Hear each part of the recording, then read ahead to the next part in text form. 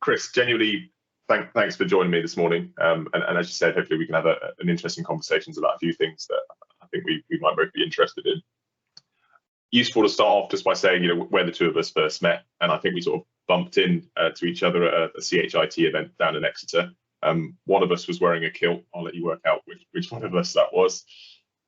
But it was the first CHIT event I'd been to, and I suppose it's one of these things where colleagues who haven't seen each other in a long time, clients, contractors, all get to mingle and talk about what life is like working in the transport sector at the moment. And Chris, you very graciously gave me some of your time and talked me through, I think, what you described in your words as a cross-country career. So with a few ups and downs and plenty of hard work. And one thing that really jumped out at me is there's an intensity about you, Chris. And I mean this absolutely is a compliment that definitely drew me to you on that day. And having spoken to others that you work with, I know it has a similar impact on them. So it is a gift that you have. So don't pretend you don't have it. It is a powerful one. And I actually lost my voice as well, and I wasn't speaking. I had a sore throat or something like that. So yes. Nice to meet you, David. Yeah, I've enjoyed our conversations so far. Brilliant. So there's a few areas I'd like to explore with you this morning, Chris, if that's all right. And that's primarily looking at the external environment in which organisations operate within. So yes, clearly this relates to the organisation you're currently working for, but I'm really interested in how you view this outside of your organisation as much as you do in your current role. So primarily looking at three areas. So the macro environment of how you identify threats and opportunities outside of your organisation that clearly do have an impact. And then looking internally at resources and capabilities which you have inside the organisation to make sure that you can deliver whatever it is you're trying to do. And I suppose my real interest here is how those two things interact. So how that external world and internal resources come together to ultimately allow organisations to thrive. So thinking about strategy, the first step in the strategic cycle is that analysis piece. So this is looking what's going on outside, what's going on internally in the organisation. So from your experience, how important is it to understand those external threats and opportunities?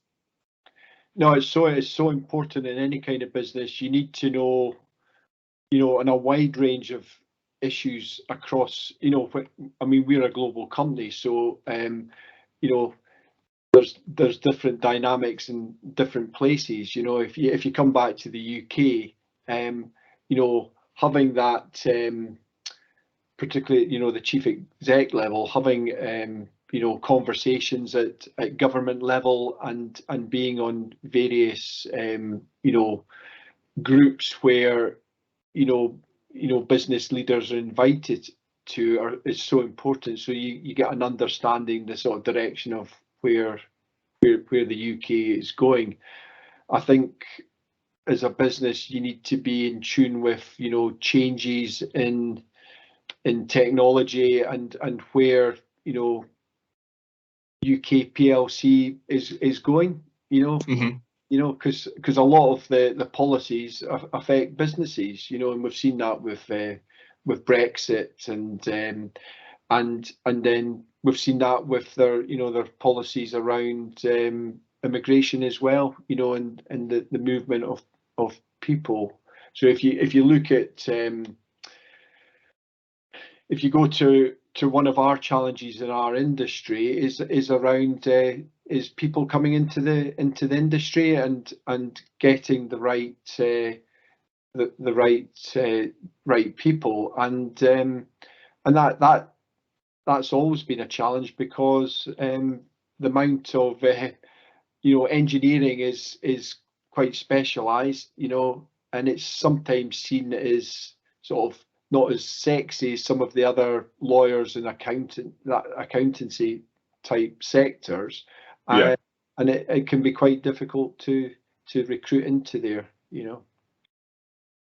So do you think taking the time to be aware of that let's take that potential threat as an example, do you think that can actually create a competitive advantage for yourself? So it then enables you to take steps to position your organisation more competitively? Definitely. I mean, if you're going to, we are a professional services company, so we're having to tender for work. So when you are, you know, looking at tenders and you go through all the processes to get to a decision to actually tender it, because it's expensive to do, you need to know, you know, everything about that tender. You need to have, I mean, it is advantageous to have, you know, good relationships with the, you know, with the party or parties that have issued the tender, for example. So that whole capture planning process to get towards when a tender is, you know, is issued is really important, because if you don't understand what is you know, on offer, and how you're actually going to do it, it becomes, you know, that window of actually being able to, you know, to win it, you know, it starts to close in. So it's really important that early stage to have the right planning, the right resources, the right people in place to be able to be effective. Something you've mentioned to me in the past is the sort of role of, I think you refer to it as the expert generalist, but it's almost having diversity of experience within the organisation. So when that window of opportunity presents itself, that you've got access to the right competencies internally to be able to say, I need you, and you to do this thing here to capitalise on that opportunity. So do you think that plays a part, having that generalist experience rather than specific specialists? I think what you find is when you're tendering, and you can't tender everything, you know, because you don't have the resources to do it, and you have to move people around. You have to get the right leadership in place. That is key, with the right behaviours. In terms of being a generalist, I think it's important that you do have that within your, you know, your bid group, but you do need to seek out specialists within that to provide the necessary input, because some of the questions asked now, say questions on, you know, social value, you know, you need colleagues who have got that expertise and to be able to feed into that. So do you sort of consciously think about, you know, when you're looking at the threats and opportunities that are outside of the organisation, do you consciously think of, well, what are we going to need internally to be able to capitalise on that? So take social value as an example. If government contracts are predicted to place a greater weighting on social value creation on their tenders, do you sort of proactively look to bring that resource in-house preemptively? Yes, and I mean, we've got various colleagues across WSP who've got that experience and knowledge, and we draw on that because it's such an important area. We see the value in investing in the right people in the business, and you get the benefits of that by, one, you know, winning, and then two, by delivering, and then you can use what you've done in the past to improve. And you know, when you come to the next tender, you tend to find, you know, I always say it's an improvement on the previous, because there's times, you know, there's times where you don't get things quite right, you need to learn from that. So thinking about sort of WSP as an example, some of the history here, clearly the organisation is one of the largest consultancies on the planet now, and it has grown through both sort of organic growth and through acquisition of other professional services organisations. So thinking about sort of plans for the future, do you see that growth, that continued growth, which is presumably expected by shareholders, do you see that as coming from investing inwardly on staff to build that competence, or would you be looking to acquire specialist skills externally and bring them into the group? Yeah, I know from you know, our global business, you know, they've set a strategy, and it's a combination of organic growth and acquisition where it's right, you know, and then you'll get the right people coming in. I mean, WSP acquired Golder, and that allowed us access to, you know, a much broader market, particularly in America. So maybe to sort of explore that a little bit further, if there are some arguments to say that you need to adapt to your external environment. So in effect, you build up that level of understanding as to what's happening in the marketplace which you're operating within, whatever that might be, and that you adapt your organization to fit the needs of that market. Or alternatively, you can say, well, as one of the largest consultancies on the planet, this is the resources which we have internally. We can actively shape what the market is. And I suppose the example you gave around immigration and almost not lobbying necessarily, but being able to have a seat at the table when these decisions are being made that affect national policy, that gives you a brilliant opportunity to help yourself. And you know, I don't mean that in an ethically challenging way, but you can shape what's happening outside of you as well. Yeah, because there's a lot of colleagues. We had one colleague who was the president of the ICE. We've had, you know, colleagues who've been presidents of the CIHT as well, and they get invited because of their knowledge and expertise. They get invited to participate in, you know, policy discussions, you know, and influence policy direction, which can all, you know, has to be good for the country, you know, going forward, you know, in our sector, for example. I think we all realise, you know, the infrastructure part of Britain, you know, is you know, it's historic, it's key, it's developed over a long period of time, and it's a key asset. You know, it's, you know, for business, for people, it's so important, because it's almost like the lifeblood of the country. It's how people move around, do their business, and we sometimes take it for granted, you know, that infrastructure, you know, and I think, you know, if you look back over history, some of the architectural part of it is particularly around, you know, the Victorian, you know, era is impressive. It's outstanding, you know.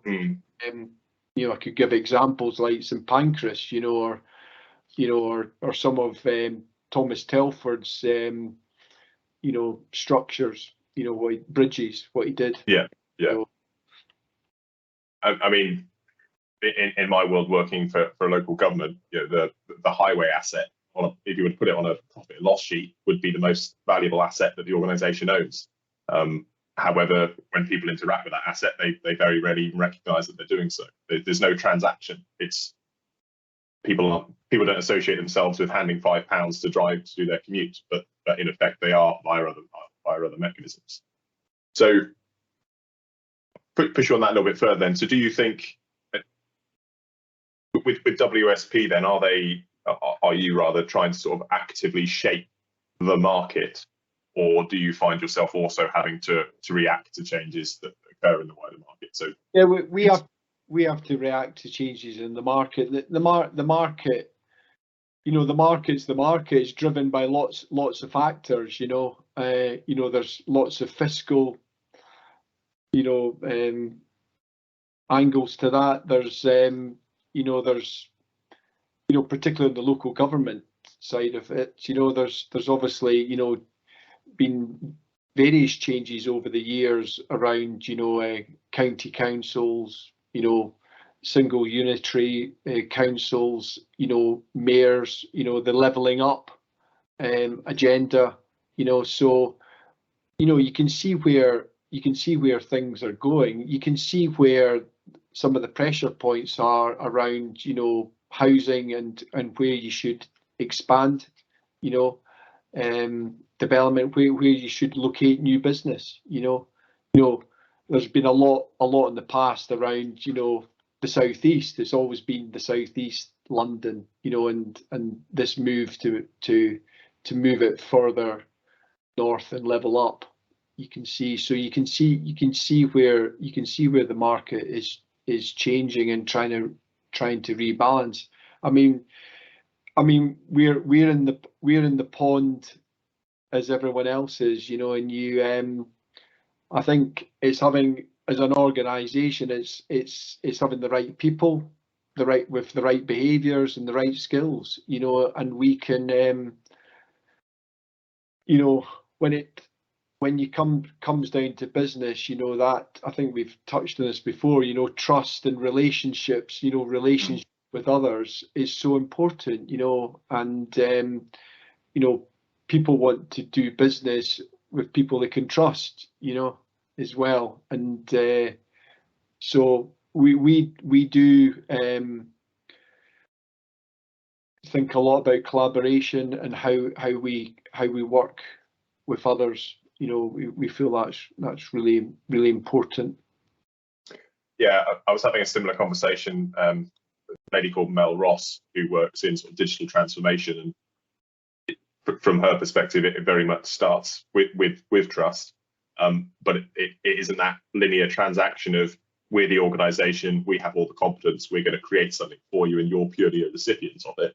It's recognition that actually both parties are in a relationship, they both have something to contribute, and they can both equally benefit from it. So that co-creation, you know, you might have a conversation with a client where they're expecting you to give them one thing, but actually through discussion, through open collaborative working, you come up with a more sustainable solution that benefits you. You can take that away and offer that elsewhere, and they've got a solution to the problem that they had in the first place. Recognizing trust is absolutely key. Are there any other sort of characteristics which stand out to you in terms of your own staff that you think is essential to enable you to adapt, to react, to plan ahead?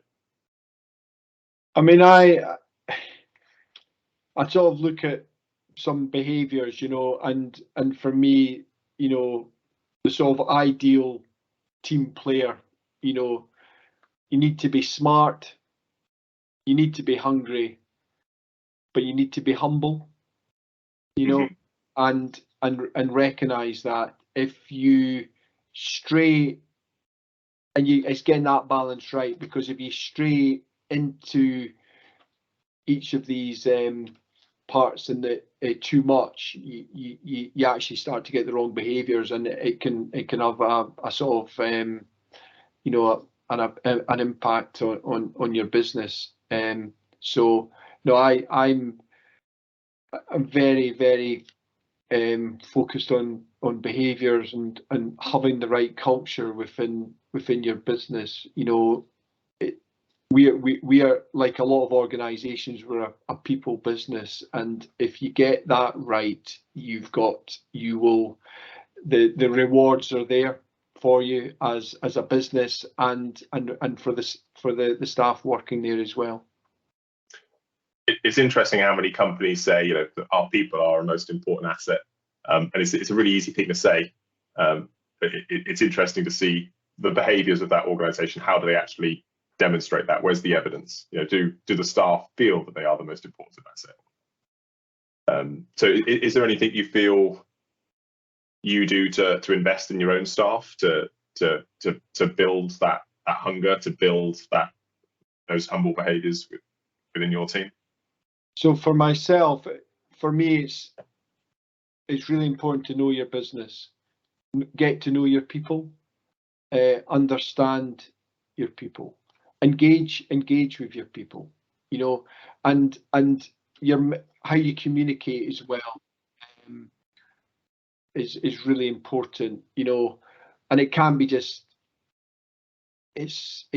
one person. It needs to be a number of people. It's important that you have leaders within your business who can, you know, communicate well, engage well, you know, and how they message to staff why we're doing this, you know, is so important, so that they understand what we're trying to do, you know, from a strategic point of view, but also that when you engage with your staff, that you provide an environment where they can see that there's career development opportunities. They can see advancement. They can see that the work there's good work, and work they think, oh, this is good, I want to get involved in this, and you get that lift of morale and excitement, and positivity, because you've created that sort of, I always say, a safe environment where colleagues feel they can express themselves more. And that comes from trust. Going back to my earlier statement, it's easy to say some of these things, but ultimately the other person has to make a decision. Well, do I believe what Chris has told me or not? But if I trust Chris, I know it's coming from the right place. Therefore, I'm much more likely to believe that he does care about my progression. He does care about my development. So I'm going to go with him on this journey. So that takes time and a lot of work. It takes a lot of time and a lot of effort, and you don't always get it right. You've got to learn. You don't always get it right, and you've got to learn. You've got to reflect on it yourself. But I always believe, be yourself. If you're genuine and you come across as being genuine, people will trust you. I think trust is a really good descriptor, because I've heard people describe it to me as it's like a sense. They can smell it. They can't tell you what it is, but there's something there about Sally from accounts that I believe her, and I think maybe part of it is a growing recognition of skills like storytelling. It's the ability for you to articulate your vision of the future, Chris, to people who believe you and want to be part of it, and are then, in your words, hungry and motivated to want to realize that, because that's at its essence, that's all leadership is. It's just, this is where we're going. Do you fancy coming with me? Bringing us back slightly towards sort of understanding the external environment. Are there any processes or tools which you build into your sort of annual planning cycle to complete that? So things like 5 forces are very well documented, but are there any processes which you're drawn to help you understand what's going on? So probably others do that, David. Something I do, I have a business risk register. I'm very, very keen on risk management, and making sure that we have proper processes in place, governance in place, that we don't put ourselves and the company at risk. And that can be on lots of fronts. And sometimes we have to collaborate with the client around, because a lot of our contracts are, they are tied up with a contract that both parties have signed, and sometimes the contract part of it is sort of swept to the side, but actually a contract's there to protect parties, sometimes when things go wrong, and it's important that both parties understand that and work together to ensure that the risks are considered, they're set out and monitored, so that, and if when problems do come, you've got that sort of proper risk management in place to deal with it. If you followed it properly, you should probably have dealt with it. It won't be as bad as what it might be. So you mentioned earlier about sort of creating the environment, and is that something which you find partners willing to come to the table and mitigate risk with you, or do you find that partners can just say, well, as per the contract, Chris, this is you, not me? Yeah, some do, some don't. But I sometimes give an example of to clients, and I've said this, what I say, the contract's there, and we should be following and reviewing it and making sure that everyone's clear that why it's there. But one of the examples I say, if anything happened, if there was a fatality, happened, and you never want anything like that to happen, but it does happen. When the health and safety executive, carry out their investigations, they do it very, black and white, and they look at the contract, they will look at how you have administered the contract on both sides, and they will be looking at to make sure that all the processes, all the things that you said you would do, you've both signed up to have been done, and if you haven't done that, you put yourself as a target, and we've seen prosecutions in the past, individuals as well. So, contracts are there to protect parties. They shouldn't be seen as a blunt instrument. And some clients see that, they just see it as, oh, you're just trying to extract money out of us. Well, no, we're not actually. We're trying to manage risk here. Well, you can't play a decent game of rugby without everybody knowing the rules, can you? And if everybody sticks by the rules, then everybody has a great game. And everybody goes home safe at the end of the day, having enjoyed themselves. Okay, so let me put you on the spot a little bit here then. So final question would be, what do you see as the largest threat to your organisation at the moment? The largest threat. Well, if you take it as we've got how can I put it?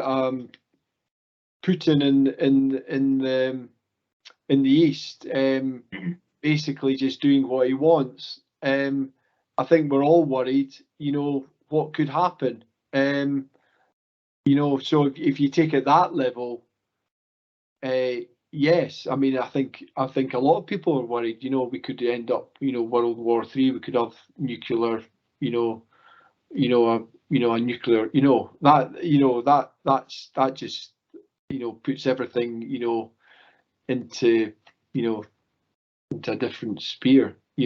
So, I mean, for the company, I would say, our greatest risk is as I say, is people, retaining people. That's your biggest asset. If we don't have if we can't retain our people and we start losing people, that affects our business. Yeah, absolutely. Thank you. I guess it's an obvious thing for me to say at this point. We've gone through quite a few different areas there, but I think a few things that really jumped out to me is taking the time to understand what's going on around you, but that's sort of outward and inward look at the same time, recognizing that ultimately you are one person and it's building that team and investing and maintaining them to enable you to react to threats and opportunities which you've identified in the external market. So I think there's definitely something there which others can take away and give some thought to, and hopefully weave into their own practice. So thanks for your time, Chris. No problem, David. Thank you.